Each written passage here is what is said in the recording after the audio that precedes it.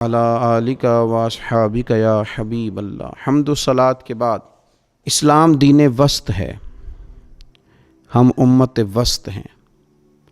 ہمیں اللہ تعالیٰ نے درمیانی چال چلنے کا حکم دیا ہے۔ ہم کسی معاملے میں نہ حد سے گھٹیں گے نہ حد سے بڑھیں گے۔ ہمیں حکم دیا گیا ہے کہ سخاوت کرو، اللہ کے راستے میں خرچ کرو، لیکن اسراف سے منع کیا گیا۔ ہم فضول خرچی نہیں کریں گے، ہم اپنی چادر دیکھ کے پیر پھیلائیں گے۔ جس طرح ہمیں اسراف اور فضول خرچی سے منع کیا گیا، اسی طرح ہمیں بخل سے یعنی کنجوسی سے منع کیا گیا۔ بخل یہ ہوتا ہے کہ انسان نہ اپنی ذات پہ ڈھب سے خرچ کرے، اللہ تعالیٰ نے جو اس کے ذمہ داریاں لگائی ہیں نہ ان کی طرف توجہ کرے، اور نہ ہی وہ دوسروں پر خرچ کرنے کا خیال بنائے۔ قرآن مجید میں اللہ تعالیٰ نے فرمایا الذین یبخلون، فرمایا بے شک وہ لوگ جو بخل کرتے ہیں، وَيَأْمُرُونَ النَّاسَ بِالْبُخْلِ، اور لوگوں کو بھی بخل کا حکم دیتے ہیں، کنجوسی بھی کرتے ہیں، دوسروں کو بھی کنجوسی کا مشورہ دیتے ہیں۔ فرمایا وَيَكْتُمُونَ مَا آتَاهُمُ اللَّهُ مِنْ فَضْلِهِ، یہ وہ لوگ ہیں کہ اللہ نے جو انہیں اپنے فضل سے دیا اسے بھی چھپاتے ہیں۔ خدا نے اپنے فضل سے دیا ہے لیکن ہر وقت ان کی زبان پر رونا دھونا ہے، ہر وقت اپنی کمزوری کا اظہار کرنا۔ حضرت ابو الاحوص رضی اللہ تعالیٰ عنہ فرماتے ہیں کہ میرے والد گرامی نبی پاک صلی اللہ علیہ وسلم کی بارگاہ میں گئے تو بال بکھرے ہوئے تھے، حال پرا گندا تھا، کپڑے پرانے پھٹے تھے۔ تو حضور صلی اللہ تعالیٰ علیہ وسلم نے فرمایا تم پر تو اللہ کا بڑا فضل ہے مالی طور پر۔ عرض کی حضور ہاں؟ تو فرمایا اچھے کپڑے پہنو، بالوں کو کنگھی کرو، خدا جب نعمت دے تو اثر دیکھنا پسند بھی فرماتا ہے۔ تو لوگ کنجوسی کرتے ہیں، بعض لوگ۔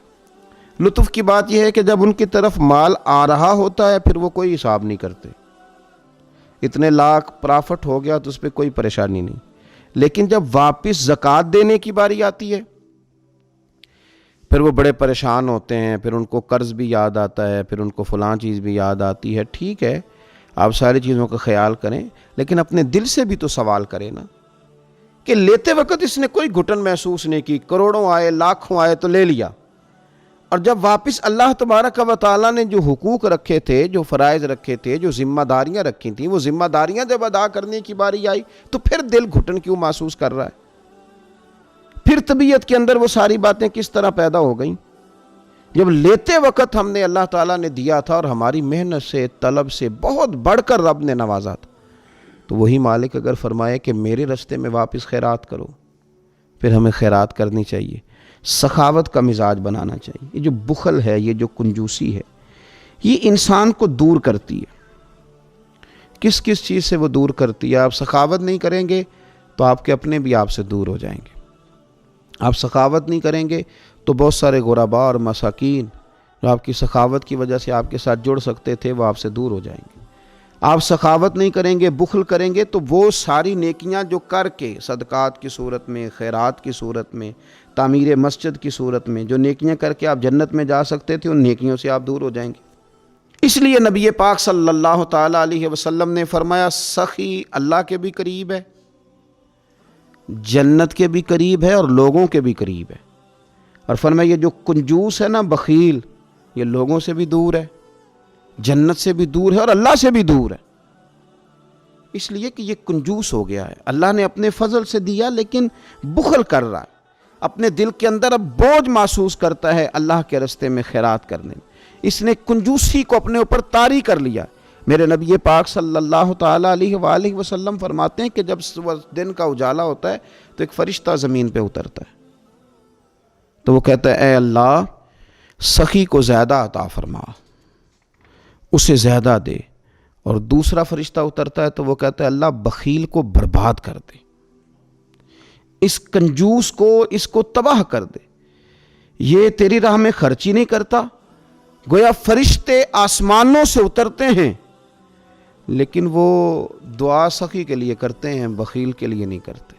بخیل کے لیے دعا کرتے ہیں بربادی کی، اے اللہ اسے برباد کر دے، اس کو کہ جو تیرے راستے میں سخاوت نہیں کرتا۔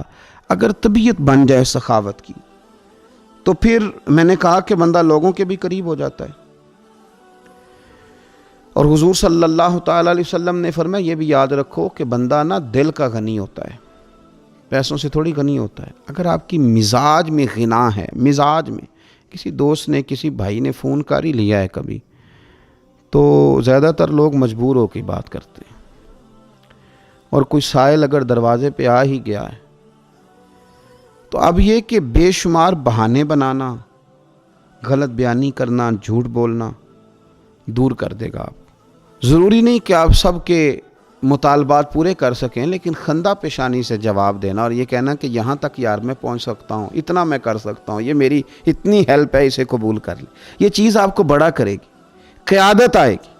اور یاد رکھیں کہ سوسائٹی کے اندر، معاشرے کے اندر جن لوگوں نے قیادت کرنی ہے کسی بھی طبقے کی، کسی بھی گروہ کی، اپنے گھر کی، خاندان کی، ان کا سخی ہونا ضروری. میں کہہ چکا ہوں کہ اسراف نہیں، اپنی چادر سے بڑھ کے نہیں، پر اپنے وسائل میں رہ کے جو آپ سخاوت کر سکتے ہیں وہ تو کریں نا.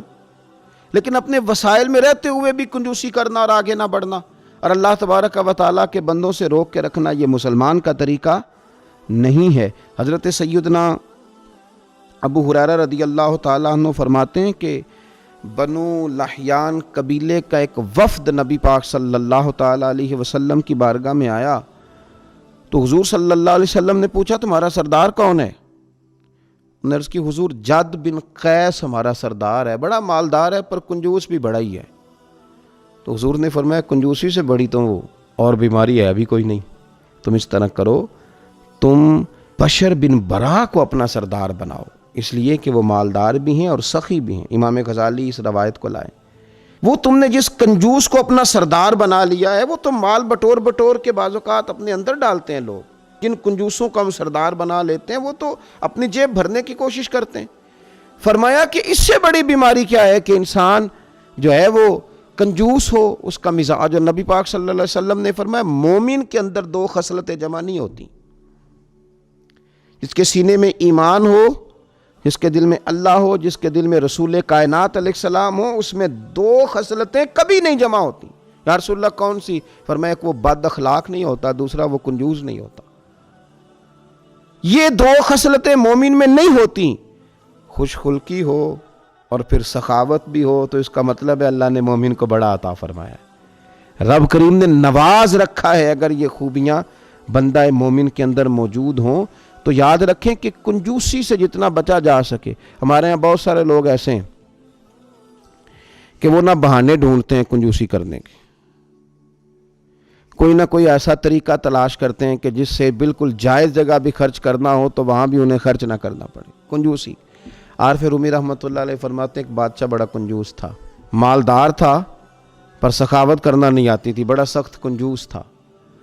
تو اب وہ کسی کو دیتا نہیں تھا تو ظاہر ہے سوسائٹی کے اندر، معاشرے کے اندر ماحول بن گیا کہ بڑا کنجوس آدمی ہے بھائی، کسی کو کچھ نہیں دیتا. تو اپنے اوپر سے نا وہ چیز دور کرنے کے لیے اس نے ایک منصوبہ بنایا. کہنے لگا میں ایک ایسا سخت سوال پوچھوں گا جس کو جواب آئے گا نا اسے میں پھر کچھ نہ کچھ دوں گا. اب مزاج چونکہ کنجوسی کا ہے، دینا تو چاہتا نہیں، تو سوال وہ ڈھونڈ کے لایا جس کا جواب کسی کے پاس نہ ہو. بادشاہ بہت انعام کرام دیا کرتے تھے لوگوں کو دیکھ کے، صلاحیتوں کو دیکھ کے. ایک آدمی بڑا حاضر جواب تھا تو وہ بادشاہ کے سامنے آیا تو کہنے لگا میں سخاوت کرنا چاہتا ہوں پر مجھے کوئی ملتا نہیں جس پر سخاوت کروں، میرے کو سوال کا جواب دے تو میں سخاوت کروں نا. کہا جناب آپ سوال کیجئے. کہنے لگا میرے ہاتھ کی ہتھیلی پہ بال کیوں نہیں ہے؟ اب چونکہ وہ حاضر دماغ آدمی تھا اور بادشاہ کو آج تک کسی نے کہا بھی نہیں تھا کہ کنجوس بہت ہے، تو اس کو موقع مل گیا. کہنے لگا بادشاہ سلامت دراصل نا آپ سخی بہت ہیں، تو وہ دے دے کے آپ کے ہاتھوں کی ہتھیلیوں سے بال گھس گئے ہیں، نہیں ہیں. اب بادشاہ کی وہ رگ تو تھی نا کنجوسی والی، تو پھڑک اٹھی. کہنے لگا اچھا، غصہ آیا بات سن کے. آپ بات کریں تو ضروری نہیں ہے کہ نامینیٹ کر کے کریں، جو کانا ہوتا ہے اسے سمجھ آ رہی ہوتی ہے کہ میری بات ہو رہی ہے. یک چشم گل اگر کہا ہے تو اس سے مراد میں ہی ہوں. اس نے کہا کہ جناب آپ سخی بڑے ہیں تو سخاوت کر کر کے ہتھیلیوں کے بال گھس گئے ہیں. اسے بڑا غصہ آیا. کہنے لگا اچھا جی تو تمہاری ہاتھ کی ہتھیلیوں پہ بال کیوں نہیں ہے؟ کنجوس تھا نا. تو اس نے ایک اور چوٹ کر دی. کہنے لگا آپ نے دیا بہت ہے اور ہم نے لیا بہت ہے، تو آپ کے دے دے کے گھس گئے ہیں تو ہمارے لے لے کے گھس گئے. تو کنجوس آدمی تھا نا. اور غصہ آیا اور دینا بھی نہیں چاہ رہا تھا انعام. کہہ بیٹھا تھا کہ کچھ جواب صحیح ہوگا تو میں انعام دوں گا. تو کہنے لگا اچھا میرے تو دے دے کے گھس گئے اور تیرے لے لے کے گھس گئے, تو یہ جو ساتھ بیٹھے ہیں سارے ان کے کیوں نہیں ہیں؟ کہنے لگا بادشاہ آپ دیتے رہے, میں لیتا رہا اور یہ ہاتھ ملتے رہے, تو ان بیچاروں کے نا مل مل کے گھس گئے ہیں. مجبور ہو گیا تو بالآخر اسے کچھ نہ کچھ اس غریب کو دینا ہی پڑا.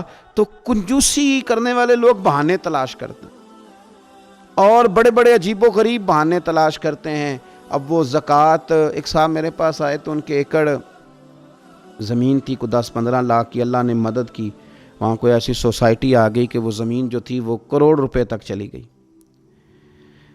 تو اب 15-20 کروڑ روپے کی اگر زمین کسی کی ہو جائے تو اس کو زکوٰۃ دینی ہے, اور زمین بھی اس نے اس طرح کر دی ہے کہ اب وہ اس کو بیچتا ہے مال تجارت کے طور پر, اگر اس طرح لے آیا ہے, اور یوں سمجھ لیجئے کہ اس نے زمین بیچ دی ہے, پیسہ حاصل کر لیا, اب پیسہ پڑا ہوا ہے اضافی ہے, اور وہ اب اس پہ سال گزر گیا, زکوٰۃ دینی ہے. تو اب صاحب مسئلہ پوچھ رہے ہیں, تو میں انہیں کہہ رہا ہوں کہ آپ کو 2.5% زکوٰۃ دینی پڑے گی. اب کروڑ روپے میں سے 2.5 لاکھ نکلے گا تو پریشانی تو بہت ہے نا, اور 20 کروڑ میں سے جب نکل جائے, ہر کروڑ میں سے 2.5 لاکھ تو بڑی آزمائش ہے. اب کہنے لگے کہ وہ مجھے ڈر ہے کہ بہنے حصوں کا مطالبہ نہ کر دیں. تو میں ہنسا, کہنے لگے حضرت آپ مسکرائے کیوں؟ تو میں نے کہا یار مسکرائے اس لیے رہا ہوں کہ جب میرے مالک نے بیٹھے بیٹھے تجھے 70 لاکھ یا 80 لاکھ فی ایکڑ نفع دیا تھا تو تب تو نے کوئی بات نہیں سوچی تھی, اور آج جب واپس لوٹانے کی باری آئی یار, وہ بھی 70-80 نہیں 2.5 لاکھ, تو تجھے یہ خیال آ گیا کہ کوئی فلاں کیس نہ کر دے, تھوڑا انتظار کر لوں. تو بہانے نہ بنائیں, زندگی کے اندر کنجوسی نہ کریں. یاد رکھیں کہ بہت سارے لوگ ایسے تھے جنہوں نے کنجوسیاں کر کر کے مال جمع کر کے رکھا تھا, پھر ان کی اولادوں نے پیچھے سے اس مال کو اس طرح اجاڑا ہے, اس طرح تباہی کی ہے.